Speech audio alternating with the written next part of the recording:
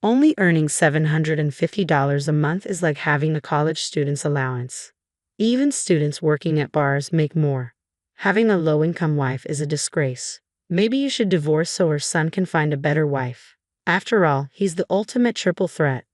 My mother-in-law keeps making snide comments after seeing a pay stub, but it's not actually mine. My name is Amanda, and I'm a 32-year-old nurse. I've been married to John for 5 years. We met at a college club, started dating, and eventually got married. We first met at a party when he was a medical student and I was a nursing student. John hasn't passed the medical licensing exam after failing twice and taking 3 years off. He is currently working part-time and studying hard for the exam. I'm working as a full-time nurse, so I'm the primary breadwinner. John isn't the type to brag about making money in cosmetic surgery or post pictures of a $468,000 Rolls-Royce on social media. He's serious and dedicated, reading accounts of people who've lost family members to illness, checking the number of people affected by infectious diseases daily, and studying literature on Japan's healthcare system. I respect him, even though he isn't a doctor yet. He genuinely wants to become a doctor to save his patients, so I didn't abandon him despite his lack of income as he entered his 30s. He kept the fact that he wasn't a doctor yet a secret from his parents. "Sorry, my mom is too nosy," John said. "It's fine. I support you so you don't have to worry about your parents. Live your life the way you want. This is short term," I reassured him. That's why it remained a secret. The reason it wasn't discovered was that he worked at night as a security guard at the hospital where I worked, so he was technically employed there. He had knowledge and could obtain information from my stories on the job. No one suspected he wasn't a doctor yet because he could talk like one. So to his seldom seen in-laws, I said, yes, patients really like him. I believe that while cruel lies hurt people, kind lies sometimes save them.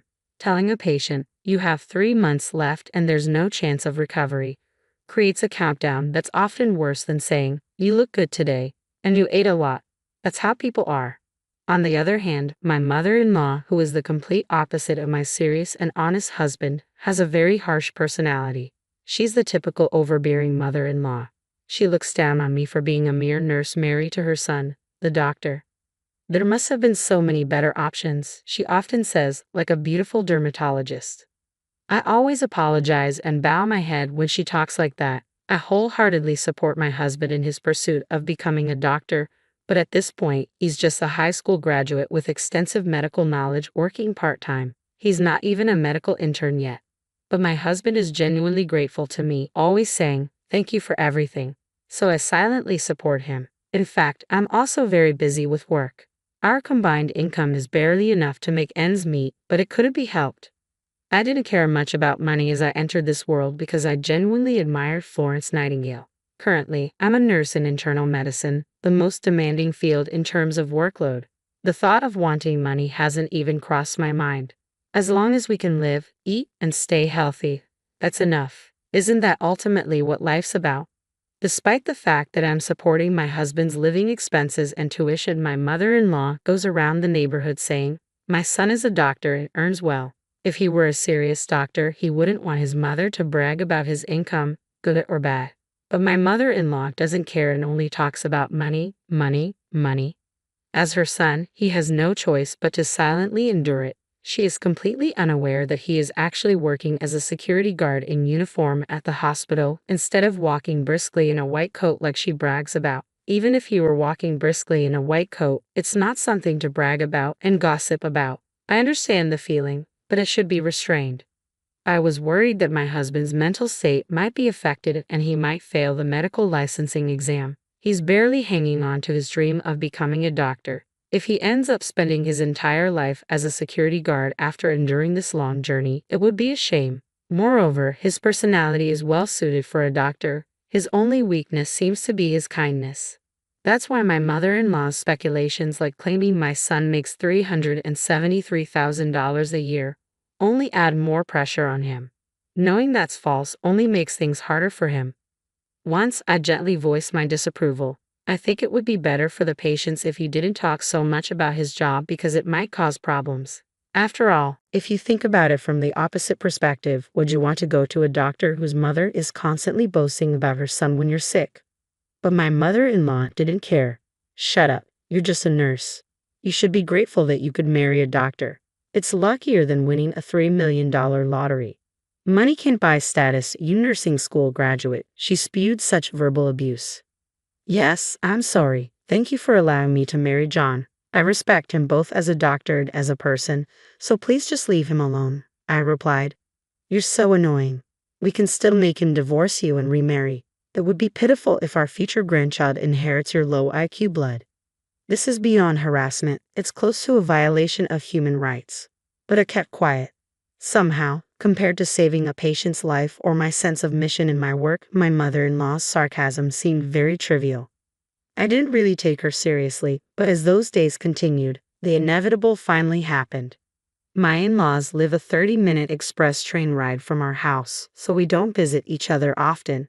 With my busy work schedule, I wasn't around them much, which is why this lie had been working. However, whether out of boredom or impatience, my mother-in-law showed up at our house unannounced. What a cramped house. Why does my pride and joy of a son have to live in such a poor-looking place? She remarked as soon as she arrived.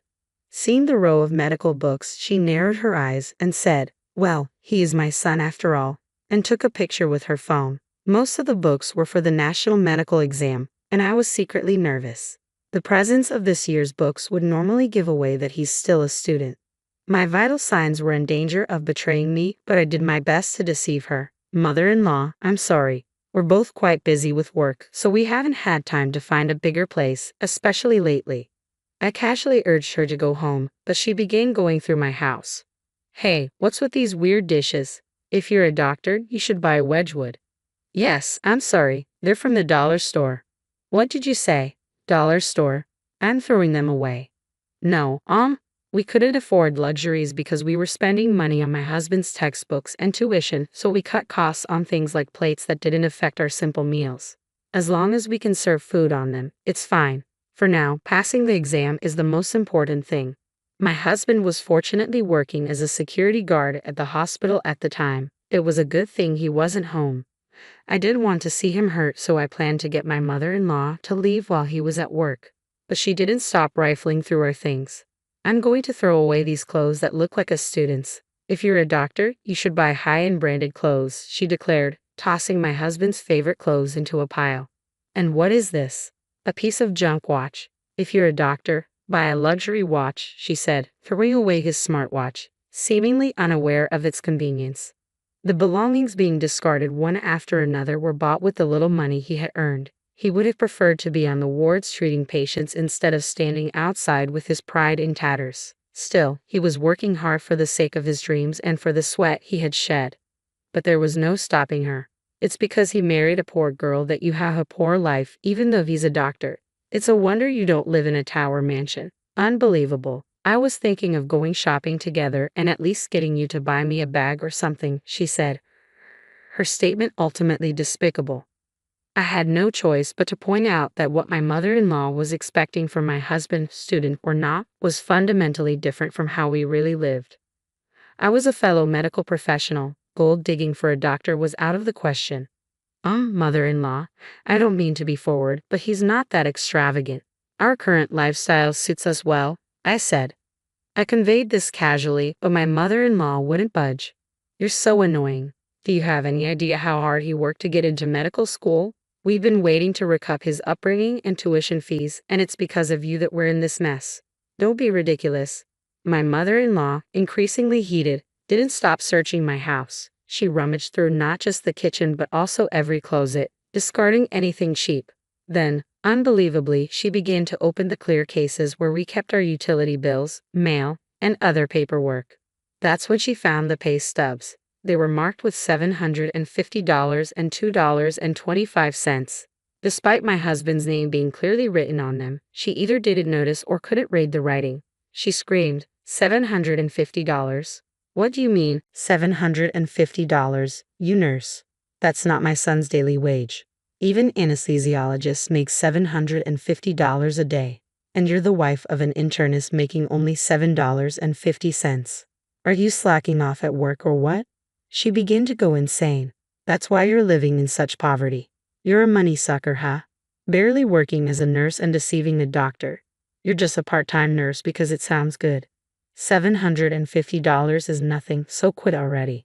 That money was earned by him during the younger doctors passing him by, working in the gaps between his study hours for a very low daily wage. It was by no means the same with or without it. I thought it was a very pure number. But my mother-in-law's madness wouldn't stop, and finally, the worst happened. You're a poor, luck-bringing wife. Divorce quickly, she demanded. At that moment, everything came to a head.